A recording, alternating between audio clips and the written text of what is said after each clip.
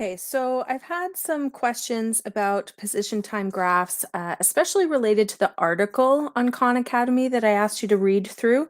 It is quite a lengthy article. There are some takeaways that I want you to have. So here's just a simplified version on what I want you to understand. So the first thing we want to kind of focus on is slope when we're looking at a position time graph. So the slope, okay, during one of these graphs represents the velocity. Well, what does that mean? That's the speed of the object. Okay, so that's what I want you to think about is that speed of the object. Okay.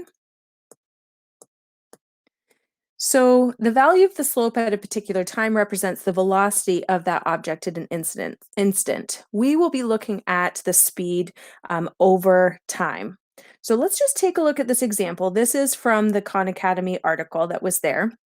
We can calculate the speed or the rate of change, right, by taking a look at the slope or the rise over the run.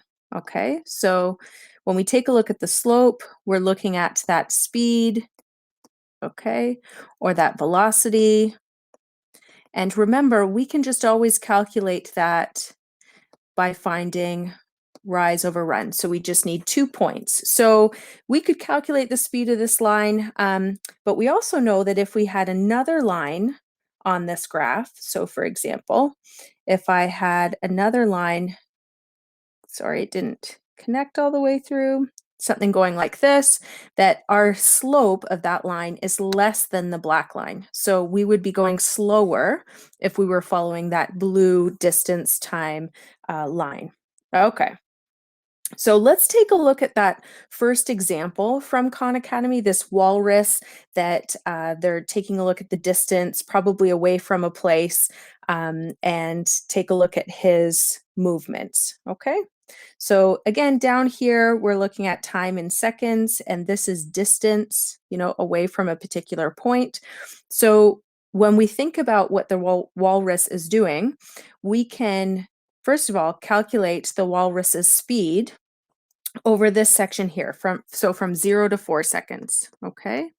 So from 0 to 4 seconds, I can find the slope, which is just rise over run. Okay, and our rise here is 2, and our run here is 4. So this actually equals a half. Okay, and we're looking at meters. So between 0 and 4 seconds, the speed or velocity of this walrus is a half meter per second. Okay, then when we take a look at this section right here, I see the slope is 0. So from 4 to 6 seconds, I have 0 slope. So he's not moving away or towards where he was before in that time. Okay, then I can take a look at the next section, okay, which is this section right here. So from 6 to 9 seconds, okay, and I can go ahead and find the slope here. So my rise, I'm going up 3, and my run, I'm going over 3, okay. And that's to the left. So I'm going to do -3. So this is -1. And what we would say here is we're going backwards or back towards whatever is calculating that distance. Okay. So we're moving backwards towards where that walrus was at a speed of 1 meter per second. Okay.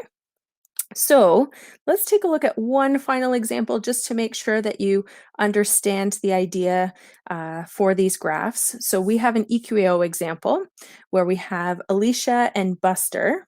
Okay, they walked in front of a motion detector. So motion detector is just something that detects your motion. The graph below shows the relationship between the distance from the detector, so from where they kind of started in meters, and the time t in seconds. So the question is, when was Buster moving faster than Alicia? Okay, and give reasons. So you always have to give reasons. So first thing to notice here is that Buster follows, okay, the red line. So this red line here, this is Buster's motion, okay, going away from the motion detector. And then this is when he comes back towards the motion detector. And then Alicia is in blue. This is her motion, okay, over time. So let's take a look at when was Buster moving faster than Alicia. So we're looking for the slope, okay, and we want to know when is the slope for Buster greater than Alicia.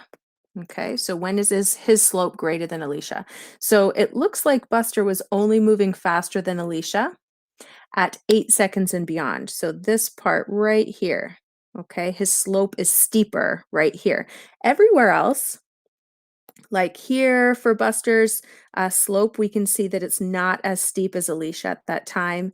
Here, he's not moving at all. Okay, so stationary. Obviously, Alicia is still moving. And then it's not until this part right here that his slope is steeper than Alicia's at that part. Okay, so our answer or our response is, Buster was only moving faster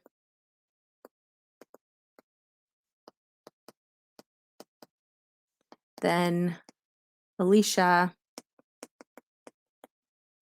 at 8 seconds and beyond. Okay. It's actually beyond 8 seconds, but that's okay. So, and this is our answer. We need to now give our reasons. Okay. So, what are our reasons? This is when his speed is greater. And I'm going to say the slope of his line is greater.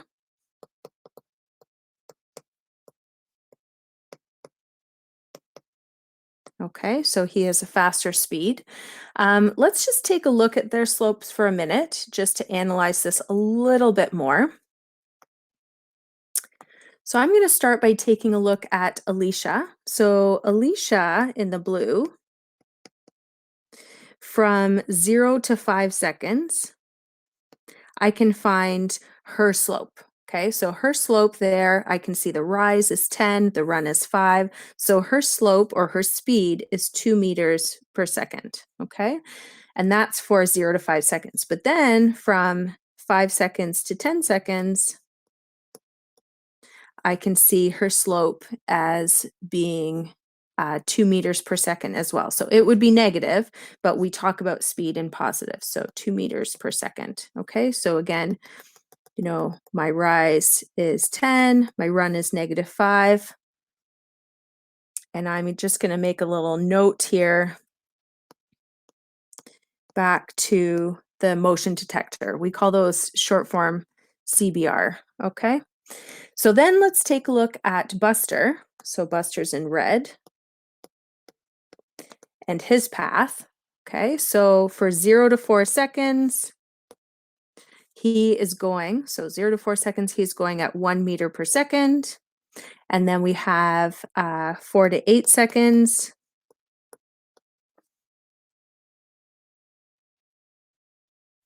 He stopped. And then we have 8 to 10 seconds. He has a slope of 3 meters per second. Okay, we can just take a look up here. Okay, you can take a look at the slope of each of those lines, and that's back to CBR. Okay, so therefore, at the time where he's faster, it's only this spot right here where he's actually faster than Alicia. So again, I'm just going to reiterate, therefore, Buster was traveling 1 meter per second faster in the last 2 seconds. So hopefully that makes sense. It's kind of a recap of the video on Khan Academy, but the article I know is a little bit confusing. I'm hoping this is helpful for your understanding and when you go to do your practice work. Okay.